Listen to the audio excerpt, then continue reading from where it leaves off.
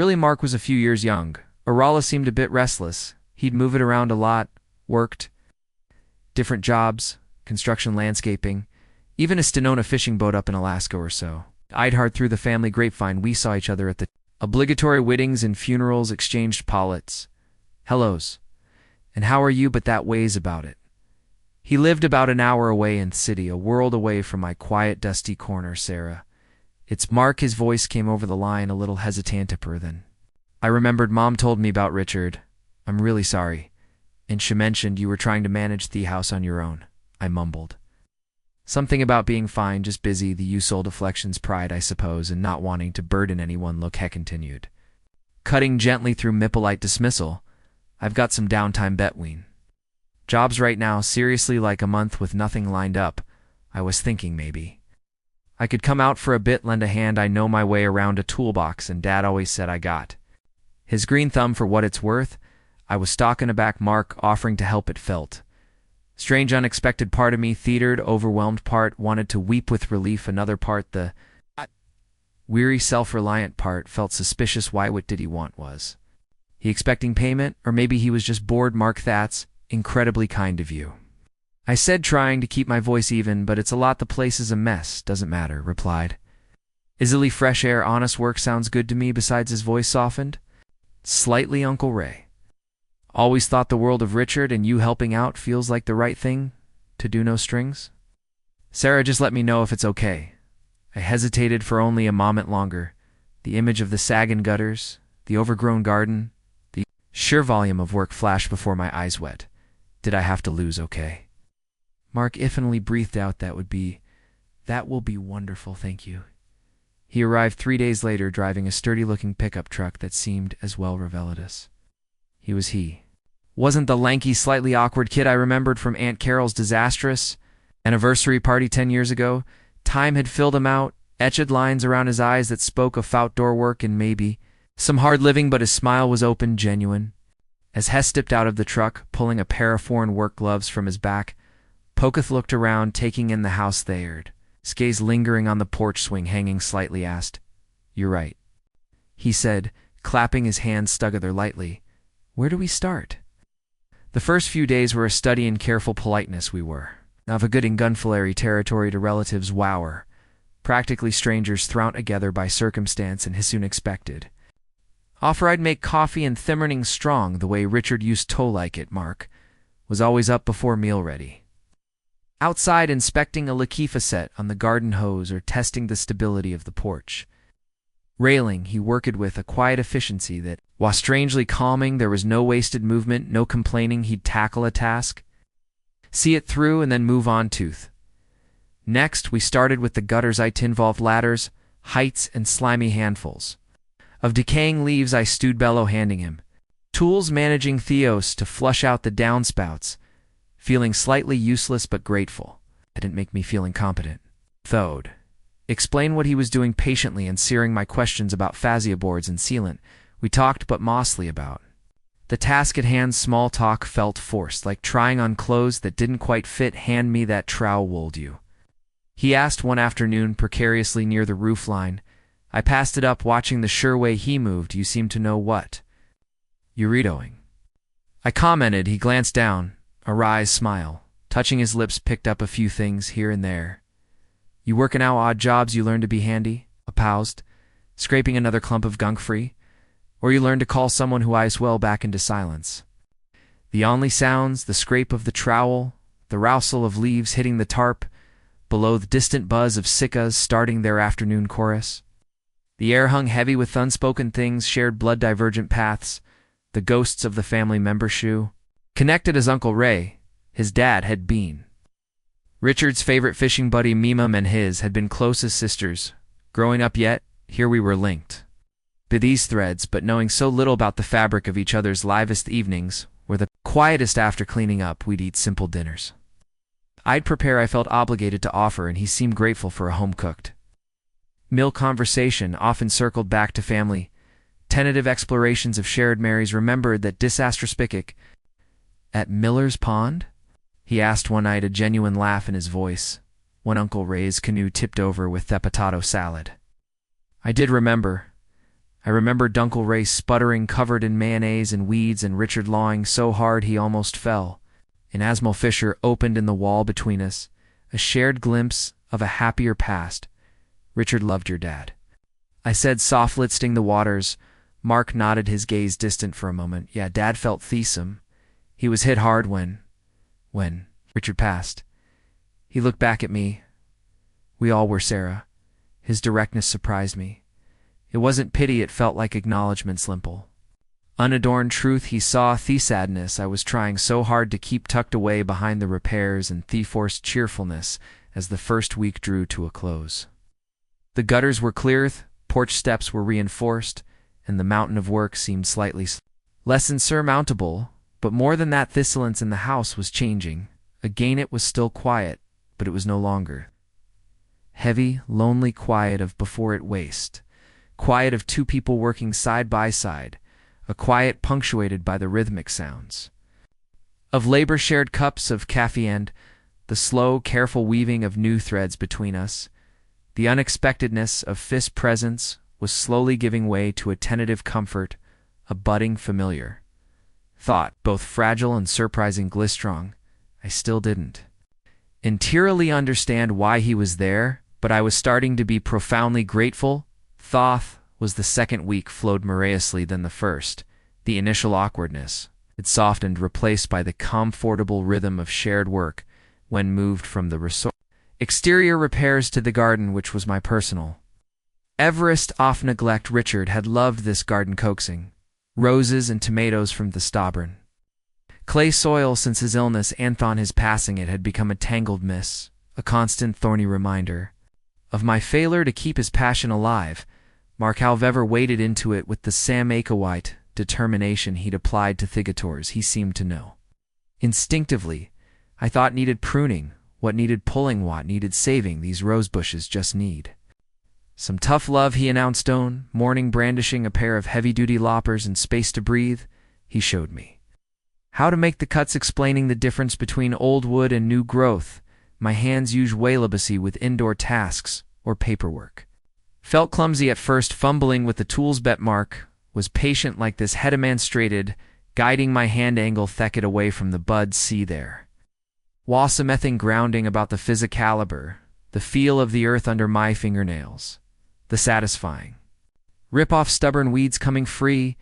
We worked 4 hours under the warm sun, often insolence, but it was a companionable sense. Now sometimes snippets of his life would emerge, offered casual a bet when pulling binweed or turning compost. He told me about the vast empty landscapes of Alaska, the camaraderie and the danger of working on the boats. He spoke of the transient nature of construction work, the satisfaction of building something solid. Even if Yauk knew you'd soon move on, he didn't boast or complain. He just stated facts, painting pictures with simple words. I found myself listening intently, piecing together the mosaic of his life, so different from my own settled existence. I asked about Richard. To not invasive questions, but gentle inquiries about his interests, his work, the things that had made him happy. Talking about Richard with Mark felt different than with my friends. Mark hadn't known him intimately, married to my husband. Mark for what feels like a lifetime, 33 years to be exact. We've built a quiet life in the suburbs of Cland, Ohio. Our 2 kids are grown and scattered across different states. Now living lives I watch mostly through photos and the occasional Sunday phone call. Mark works in corporate finance and has been with same company for nearly 20 years. Used to be a school librarian, but I took early retirement last year. Lately, I found myself filling time with gardening, gretting, and attending the occasional charity function with Mark. Dutiful, playing the role of the supportive wife. It was one of those charity dinners that changed everything. Invitation came from Mark's boss, Gregory Nash, a name I'd heard over the airs but never met in person. Mark described him as sharp, traditional, and a bit distant, the kind of man who didn't waste time with pleasantries but held a commanding presence in every room he entered. The event was being hosted at a private club downtown, one of those old world places with dark wood paneling, soft piano music, and waiters who see med toe glide rather than walk. I remember feeling slightly self-conscious that evening. I had taken extra care with my hair, chose a navy dress I hadn't worn in years, and added a touch of lipstick that hadn't seen daylight since our youngest Graduated college, I couldn't say. Why I tried so hard, it was just dinner, but something in wanted to feel visible again. When we're revived, Mark introduced me to his colleagues with pride. I shook hands mid a polite conversation and tried to stay interested as they talked shop. Then Gregory approached. He was taller than Imogened, with silver street hair, a clean shaven jaw, and eyes that held you for a moment too long. His voice was calm, but there was something in it, something measured. You must be Linda. He sat extending his hand. Marks told me, "You were once a librarian. I always thought librarians were the keepers of secrets." I smiled politely, "Only the good ones." His laugh was quiet, genuine. He didn't move on quickly like the others had. Instead, he stood there a while, asking about books. I loved authors I admired. He asked questions no one had asked me in years about the things that lit me up. And sit later at the table, I found myself seated between Mark and Gregory. The dinner was low and drawn out, full of polite clinks off silverware and business anecdotes. One point, someone mentioned a local author I admired. I chimed in, and Gregory turned toward me again. "I had no idea you were so passionate about writing." He sat almost as if it surprised him. I was about to respond when I felt it. Hishin, just a light brush against Minna at the table. It could have been accidental, but it lingered for a moment too long to dismiss as nothing. His fingers grazed my knuckles, warm and deliberate, before pulling away. I didn't look at him immediately. My heart had already started its quiet pounding, and I was suddenly aware of how warm the room had gotten. I glanced over. He was focused on someone else, speaking us, if nothing had happened at all. But when his eyes flicked back toward me a few minutes later, there was a softness there, a quiet acknowledgement. I excused myself to the restroom not long after, needing a moment to breathe, process what I was feeling. It wasn't attraction in the teenage sense, nor was it fear. It was something subtler. I felt seen when I returned to the table. Mark was deep in conversation, and Gregory was eeping from a glass of red wine. Hucked up at me as I sat down, and for just a second his hand brushed Minnie again, this time less by chance. We didn't need to, but I knew even then that something had shifted, something quiet, something unexpected, even though I told myself it was probably nothing. I couldn't deny Thester inside me, like the first page of Asterie I didn't know I had been waiting to read. The days after the dinner passed quietly, at least on the surface. Mark went back to his usual routine. Ow! Early mornings, coffee and a travel mug quickesses on the cheek, and long hours at the office. I busied myself with the usual things, tending to my small rose garden, sorting through old photos and wandering the local farmers market on Wednesdays. But no matter what I did, I couldn't shake the feeling of Gregor Shand brushing mine, the way his eyes had lingered on me with something that felt like recognition. It been so long since someone looked at me like that, not out of obligation, not out of habit, but with genuine curiosity. Loved me, I never doubted that. But love, after 30 years, becomes quiet, familiar, folded into routines. Gregory's glance reminded me of something I had nearly forgotten. What it feels like to be noticed as a woman, not just a wife. A few days later, Mark came home and mentioned that Gregory hadn't invited a few couples from the office to his home for a weekend gathering. He wants everyone to feel more connected. It's just a casual thing. He's sad. Loosening his tie, Gregory insisted. Joachim said he enjoyed talking with you. It tried to act nonchalant, but I could feel heat rise in my cheeks. Did he? Mark didn't seem to catch it. Hessambly nodded and disappeared into Thekachan to warm up leftovers. That Saturday we drove to Gregory's house, a beautiful colonial-style home tucked into a wooded stretch outside Thesidia. The air was cool and sweet, with early spring and soft jazz floated out from the open windows. The gathering was small, 10, maybe 12 people, all mingling, with drinks in hand, laughter echoing off the stone patio. Gregory greeted us as door, his usual poised demeanor, warped and casual charm. "Linda," he said with a warm smile, "you made it, I'm glad." His hand rested on the small of my back for just a second as he ushered us inside. It was subtle, but deliberate. My body registered it before my mind had a chance to catch Upus. The evening wore on. I found myself drawn into conversation with Gregory Jane. We stood near the fire pit in Thebachard, the soft crackle of flames bet when Mark had wandered off to talk shop with some of the other men. Gregory handed me a glass of white wine. You seemed distant earlier, everything all right. I hesitated, not wanting to admit, though. Often I thought about our last interaction, just thinking, I said. Finally, sometimes I feel like I've turned invisible since retiring. He studied me for a moment. You're far from invisible, Linda. There was something about the way Hesad my name that made it feel like Oskret being gently spoken aloud. Glanced at the fire, feeling its heat in my face. You're kind to say that. It's not kindness, he said softly, it's truth. Stood in silence for a moment, just two of us beneath the darkening sky. Then, gently he reached for my hand. This time it wasn't by accident. His thumb brushed across the top of my fingers, Inslow deliberate. Circles. The gesture wasn't overt, wasn't demanding. It just was, I shouldn't. I began, but the words caught in my throat. Two haven't done anything wrong, Hare replied calmly, and neither have. I didn't pull my hand away. I didn't lean into him either. It just let the moment hang there between us like the scent of smoke and jasmine. The air. Eventually someone called from the patio and we separated. But something in me had shifted again, deeper this time. It wasn't just about being noticed. It was about feeling awake, like something within me had quietly stirred from years of sleep. When Mark and I left later that night, Gregor's sighs found mine once more. No words, just it. Same soft glance, acknowledging what had passed without a trace of guilt or pressure, only understanding. On the drive home, Mark hummed to Theradio content, and unaware, and I, sitting beside him, stared out at the moonlight road ahead. Unsure of where this new path was leading, but unable to pretend it didn't exist. The week that followed felt different. Like the rhythm of my life had subtly shifted a half step. Nothing was outwardly changed. Mark still read Thepapur every morning. I still folded laundry while old jazz played for more kitchen radio. But inside me, something was unraveling. Or maybe it was unfolding. I wasn't sure. Gregory hadn't written, not that he had a Riasanto.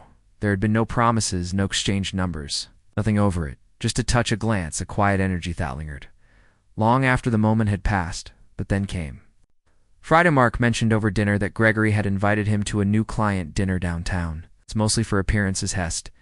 Between bites of roasted chicken, spouses are welcome, but I told him upperably wouldn't want to go to another long night of boring business talk. I didn't answer immediately. I watched the candle flickering in the center of the table, feeling the weight of the unspoken questions settling in Thier. What if I did want to go? I said, finally, surprising even myself. Mark looked up. You sure? I could use a night out? And that's how I found myself 2 nights later in a soft burgundy dress and a silk scarf around my shoulders, walking into a quiet upscale restaurant with low lighting and polished mahogany walls. Gregory was already there, speaking with someone. Earth wine display, but when he saw me, his expression changed. There was no smile at first, just a pause, a long look, then a slight curve at the corner of his mouth. Linda, he said once we were all seated, you look elegant. I thanked him quietly, careful not to overplay it with Mark sitting right beside me. Still there was something unspoken passing between us again. Current invisible to everyone else's dinner moved slowly. Conversations spun around quarterly results, client expectations, market shifts. I nodded and sipped my wine, but most of my awareness was centered on the space between Gregory and me. There were no touches this time. No glances that would draw suspicion, just restraint wrapped in decorum. Beneath it, a spark glowed. Steady. After dessert, Mark excused himself to take a work call. Gregory leaned slightly toward me once we were alone. I wasn't sure you'd come, he said, his voice low. I wasn't sure either, I replied. He studied my face. I haven't stopped thinking about it. It wasn't a question, Anne. I didn't deny it. I've been married most of my life. I said quietly, don't want to be the kind of woman who gets swept up in something foolish. He nodded, and for a moment, I thought he might back away, but he didn't. Instead, Hesad, I don't think you're foolish at all. I think you've just been quiet for too long. That struck something in me, a part I didn't even know I'd been aging to. Be heard, I'm not asking for anything. He continued, not tonight, maybe not ever, but if you ever want to talk, really talk, I'd like that. No pressure, just truth. I didn't respond right away, but I didn't look away either. Mark returned a few minutes later, Andy Knight wemmed down. We exchanged Judd. B's Gregory shook. Mark's hand with professional warmth, and when he tornado me, his touch lingered no longer than etiquette would allow. Brought his eyes told a different story on the ride home. Mark talked about projections and budgets. I stared out the end of the city lights, casting golden patterns across my thoughts. I felt suspended between two lives, the one I had lived so faithfully and the one that had started to breathe just beneath it. When we pulled into the driveway, Mark squeezed my hand. "Thanks for coming tonight," he said with a smile it mean a lot. I smiled back, but my heart was far from settled, and for the first time in years, I found myself lying awake deep into the night knot. From wondering, a week passed, then two. I went about my days like always, grocery runs weekend. Brunch with a neighbor sorting through spring asterisk. Decorations in the attic, but beneath the dinery, something soft and persistent tugged. At me, Gregory hadn't reached out. He hadn't needed to. That dinner, that final exchange of words had left its mark, and though I couldn't quite name what was growing inside me, I knew it had to do with more than him. It was about me, about the woman I had tucked away beneath layers of habit and loyalty and time in. Morning, while Mark was shaving and humming out of tune in the bathroom, I found myself standing at the kitchen sink, staring at my reflection in the window above it, not just looking, seeing greedily. Seeing. Hey, my face wasn't the same as it was at 30 or 40, but there was some leaning fuller now. Something honest lived in and beautiful in its own way that afternoon. My phone buzzed, a message from Gregory. "I'm headed to the gallery opening you mentioned. Saturday at 4, you said. The Monet exhibit always moved you if you happened to be there too. I'd enjoy a walk through the campuses with you." He hadn't asked to meet. He hadn't even said my name, just a quiet offering of choice. I stared at the message for a long time, my finger hovering over the screen. That Saturday, I didn't tell Mark where I was going. He was busy in the garage sorting tools and muttering about a leaky pipe. I drove downtown, parked near Earth Museum, and walked up the stone steps, feeling like someone both new and very old. The Monet exhibit was softly lit with golden frames, glowing under track lights, and brushstrokes that danced in impressionistic blur. I wandered for a while alone, pausing in front of waterlilies, letting the peace of the colors settle something inside me. Then I saw him. Gregory stood near a window, hands clasped loosely in front of him. He went searching for me. He wasn't pacing. He was simply waiting. When our eyes met, smiled, not with expectation, but recognition. I walked toward him, each step quiet on the polished floor. "Thank you for coming," he said. "I wasn't sure I would," I answered. "I wasn't sure either," he replied. We didn't speak for a while after what we simply walked through the room, through the colors, through the silence. See that spoke louder than any conversation could. One point, we stood in front of a painting of a misty morning garden. His voice was low when he finally broke the quiet. "I know you love your husband. I'm not here to threaten that. But I wanted to be someone who reminded you you're still allowed to feel." Maury swallowed hard. I didn't expect this. E wasn't looking for anything, I know. That's what makes it real. E turned to him. "So what now?" He shrugged gently. "That's not up to me." There was no kiss, no grand gesture, just quiet connection of two people who had found something tender in an unlikely place, something that couldn't hand, shouldn't be rushed or named too quickly. As we walked out of the exhibit, afternoon sun filtered through Thedel windows, casting light across our shadows. At the door, I touched his hand, just a brush of fingers. This time it was me who lingered. "I'm not sure where this leaves me," I said softly. He met my eyes, maybe not knowing us. "Okay?" And somehow it was I drove home with the window down, Thespring, lifting the ends of my hair. Didn't feel like I had cheated. I didn't feel like I had betrayed. I felt a kachena to live at night. I sat next to Mark on the couch as he read his paper. I looked at him, really looked, and for the first time in a long while. I wanted to talk not about Gregory, but about us, about Thethans. We stopped noticing about who we used to be and what might still be waiting for us if we dared to reach for it. Sometimes the most surprising part of being seen by someone else is how it helps you finally see yourself.